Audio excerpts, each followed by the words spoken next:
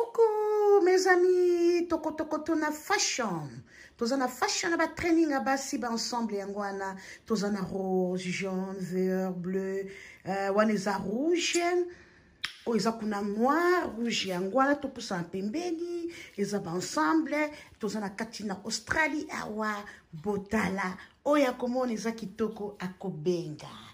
Awa pe tozana ba blouse kitoko ya ba Versace ya ba Gucci eza ba modèle ebele o eza kaka fashion ezali kaka moi extrait ya kolakisa soko za pe na ba blason ya ba chemise oyo benga luka bakotindela yo okolata soit na pantalon soit na liputa moko tie liputa musu na kati ya mutu donc ba chemise kitoko mama po ma oling bobi ma chilengi obi ma kitoko awa yele kanga lezate ezande soki ekoti na nzoto esimbi eza kaka elamba. C'est toujours la mode.